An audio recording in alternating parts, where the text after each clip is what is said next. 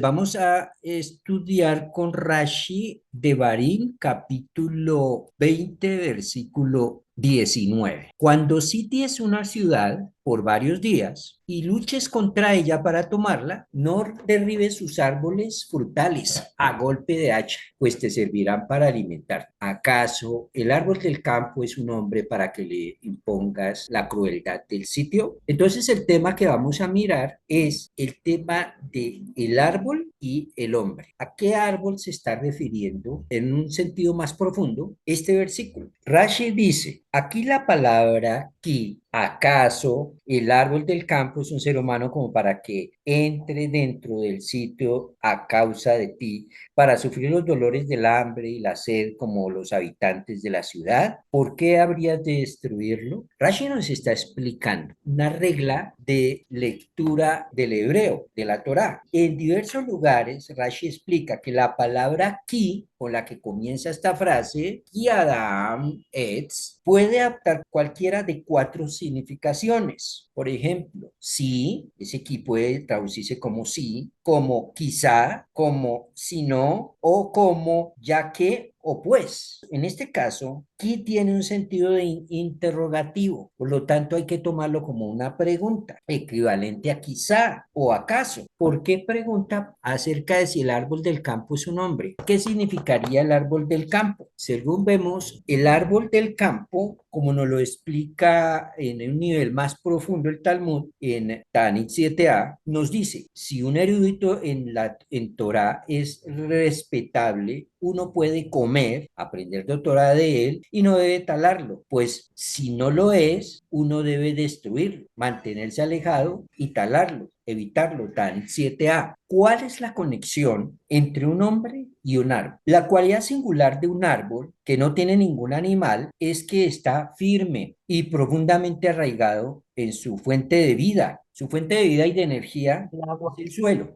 Y debido a este firme arraigo, crece más alto y más fuerte que cualquier otro miembro del reino animal. Por eso, el árbol dentro del hombre es esa parte de su composición que, por un lado, está más profundamente arraigada dentro del alma y por otro lado, por lo tanto, es la más poderosa y es su carácter y sus emociones. Los rabinos nos quisieron enseñar que el texto nos está hablando del árbol y que es lógico no derrumbarlo cuando entren en guerra, no derrumbar el árbol que está donde van a ir a hacer la guerra, y es lógico porque ese árbol está produciendo alimento. En el nivel literal, entonces nos está hablando del cuidado de la naturaleza, pero en un nivel más profundo nos está diciendo, ojo, porque la Torá en ese pasaje se está refiriendo a los hombres sabios. Por eso dice, porque de él, del árbol, comerás. Así como uno se beneficia y se alimenta físicamente del fruto de un árbol, la comunidad se alimenta espiritualmente e intelectualmente del conocimiento. La comunidad de estudiosos de Torah, la comunidad se alimenta espiritualmente e intelectualmente del conocimiento, de la sabiduría y de las decisiones alágicas, es decir, las decisiones de cómo se debe aplicar un mandato en la época en la que vivimos, ya que la Torah, los mandatos de la Torah tienen que aplicarse de acuerdo a la época en que se está viviendo. De él se aprende y se vive una vida judía plena. Y luego nos dice, y a él, al árbol, no lo cortarás. Basándose en esto, el Talmud deriva una prohibición grave. Está prohibido alejarse, evitar o perjudicar a un erudito en Torah. Cortar al árbol significa privar a la comunidad de su fuente de sustento espiritual. Quien evita o menosprecia a un sabio está cortando el árbol del que todos dependen. Por eso, el concepto de un jajam, de un sabio, de un rabino dentro de las comunidades judías es un concepto de muy alta estima para ser un referente en enseñanza de Torah dentro de una comunidad judía. No es el papel que se le entregue a cualquiera. Debe ser alguien muy conocedor de Torá porque ha dedicado su vida al estudio de la Torá. Y debe ser alguien que tiene testimonio de que ese estudio de Torá ha hecho efecto en su vida. Por lo tanto, debe ser un hombre que da testimonio fiel con sus actos. No puede ser alguien que no conozca Torá un referente para la comunidad, pues la base del desarrollo personal para el pueblo judío está en la Torá y únicamente aquel que conoce la Torá puede ser referente para los demás, para darles alimento espiritualmente hablando, para enseñar su conocimiento y su sabiduría y cómo aplicar en cada caso lo que dice la Torá y cómo resolver las diferentes necesidades que tiene cada uno de los integrantes de la comunidad, porque cada persona tiene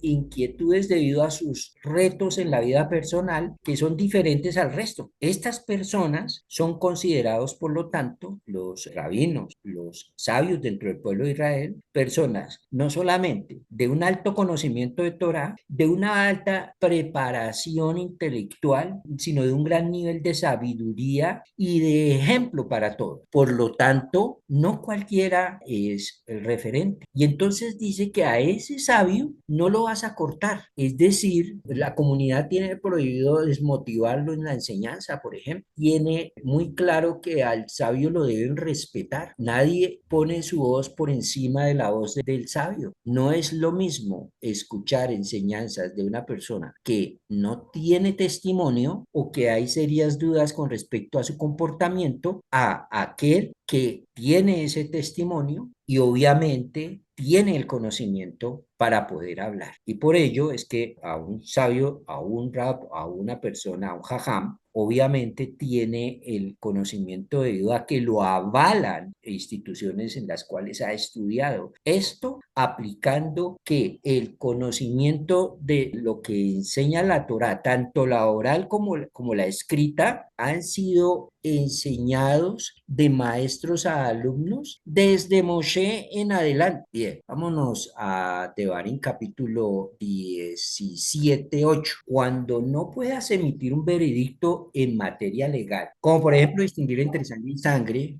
pura y impura, eso es un tema más profundo con el tema de nidad, o no puedas determinar qué sentencia dictar, o no puedas distinguir entre una afección pura de una afección impura, o cuando haya desacuerdo entre los sabios con respecto a algún tema para decidir en tus ciudades, deberás ascender al lugar que escoja Hashem tu Elohim, o sea, Jerusalén, porque allá estaba el Sanedrín. Allí deberás presentarte ante los sacerdotes de la tribu de Leví y ante la autoridad judicial que actúe en aquellos días. Les expondrás el caso y ellos dictarán la sentencia del asunto. Acá hay un punto que tener en cuenta. Deberán ir ante la autoridad que actúe en aquellos días. Es decir, uno no puede llegar y decir, no, yo solamente acepto las enseñanzas a los sabios de la época del Talmud, pero yo a un rabino de hoy en día, olvídese, eso, para eso yo ya tengo el Talmud. No, dice a la autoridad que actúe en estos días. ¿Cómo enseñan los sabios del pueblo de Israel acerca de la Torá aplicada a los días actuales? Obviamente, ellos tienen una cadena de transmisión de la sabiduría que viene de maestros a alumnos desde hace siglos, y entre ellos están, obviamente, entonces los sabios del Talmud, los Rishonim, etcétera, etcétera, hasta llegar a nuestros días. Y entonces dice algo muy importante, y deberás proceder de acuerdo a la sentencia que dicten desde allí, desde aquel lugar que Elia Hashem, es decir, desde Jerusalén, deberás poner cuidado en hacer tal cual te indiquen. ¿Quiénes? Los sabios. Procede de acuerdo a la ley que te indiquen, es decir, a la interpretación que te den y a la normativa que te digan cómo aplicarlo. No te apartes de lo que te digan. ¿Quiénes? Los jueces del pueblo de Israel, a la derecha o a la izquierda. Es decir, no te apartes de la forma como interpreten la Torah los sabios del pueblo de Israel. Entonces, la base fundamental para confiar en la sabiduría de los hombres terrenales, estamos hablando de los hombres terrenales que conocen Torá, se encuentra en la misma Torá, ¿sí? Este mandamiento explícito establece una autoridad judicial interpretativa central. No se nos ordena que cada uno interprete entonces la Torá por su cuenta, sino que acudamos a los sabios de nuestra generación. Rashi, Maimónides y el Talmud y todos los grandes comentaristas son la cadena ininterrumpida de esos jueces a los que la Torah se refiere. Por eso estudiamos la Torah con Rashi y por eso estudiamos los comentarios de Maimónides y por eso estudiamos los comentarios de los diferentes cantidades de comentaristas de rabinos que nos hablan y nos enseñan acerca de los pasajes de la Torah. Proverbios 22:17 nos dice: inclina tu oído y escucha las palabras de los sabios. La sabiduría se transmite de maestro a alumno. Esto valida el estudio de las enseñanzas de aquellos que dedicaron sus vidas a la comprensión profunda del texto de la Torá, de la voluntad de Dios. Entonces vamos a mirar el valor de los sabios. La comunidad tiene la obligación de valorar y respetar y sustentar a sus maestros y eruditos. Son el ecosistema vital que permite que la Torah se transmita y se viva. Sin ellos, la comunidad se seca espiritualmente. La vida dentro de la comunidad judía la da el nivel de Torah que se enseña en ella. Y el nivel de Torah que se enseña en ella depende del nivel del sabio que le corresponda a esa comunidad. Y por lo tanto, está la prohibición de alejarlos, despreciar sus enseñanzas o hacer cualquier cosa que lo aleje de la comunidad o lo desanime a enseñar. Hacerlo es violar el espíritu de la Torá y a él no lo cortarás, dice la palabra. Y esto tiene implicado la responsabilidad del propio sabio. Esta enseñanza también es para el erudito mismo. Él debe ser como un árbol frutal, accesible, cuyos frutos, enseñanzas estén disponibles para nutrir a los demás. No puede encerrarse en una torre de por allá, de marfil. Su conocimiento es un recurso comunitario. Él aprendió Torah y tuvo la oportunidad de aprenderla para transmitirla. Eso es un don y un regalo de Dios. Para todo estudiante, cualquier persona que estudia Torah, en cierto modo, es un árbol pequeño. Debemos cuidar nuestro crecimiento para eventualmente poder dar frutos a los demás. Y debemos acercarnos a los árboles más grandes,